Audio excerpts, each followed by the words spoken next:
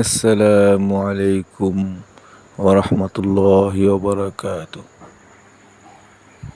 গতকাল ছিল বৃহস্পতিবার।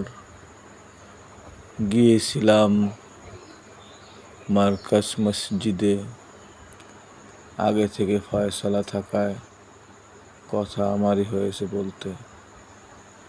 সাথীদের উপস্থিতি ছিল চোখে পড়ার মতো। হাফেজ মতিউর ভাই, আশরাফ ভাই, আব্দুল আলিম ভাই, ইমরান ভাই, এই কজনেই ৩৫ জন সাথে নিয়ে হাজির।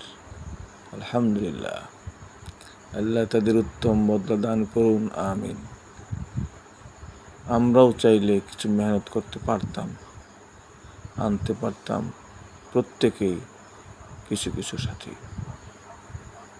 সময় ঠিক হয়ে শেষ হয়ে যাবে, ব্যস্ততার পরিসমাপ্তি ঘটবে, অলসতার ঘটবে ইতি, দম ফুরবে, জীবনের হবে অবসান। আড্ডার সাথীরা কেটে পড়বে, পাশে রবে না কেউ। থাকবে এক গুচ্ছ গাঢ় শূন্যতা, একা পড়ে রব অন্ধকার কবরে।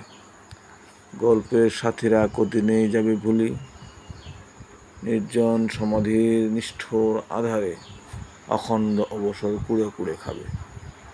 ফেলে আসা দিনগুলো পড়বে মনে প্রতিটি ক্ষণে। সামনে সীমানাহীন দুর্গম পথ ভেসে উঠবে চোখের তারায়। সর্বশক্তি দিয়ে একটি নেকি করার ইচ্ছা হবে, মাত্র একটি নেকি, কিন্তু ততক্ষণে রবে না কিছুই করার। দিন যত যায়, সুযোগ হারায়, ফিকে হবে স্বপ্ন আমার। বয়স বাড়ে, সাথে শরীর পড়ে নুয়ে, আমার তোমার সবার।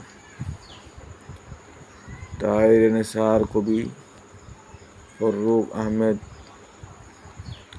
ডাকছে আমায়, দুহাত তুলি, দুহাত বাড়াই।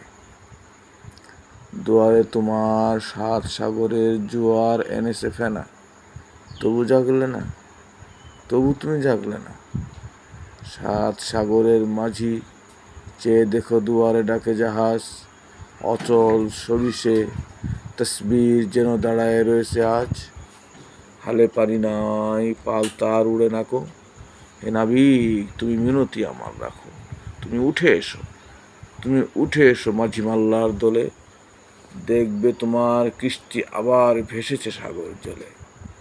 নীল দরিয়ায় যেন সে পূর্ণ চাঁদ, মেঘ তরঙ্গ কেটে কেটে চলে, ভেঙে চলে সব বাদ।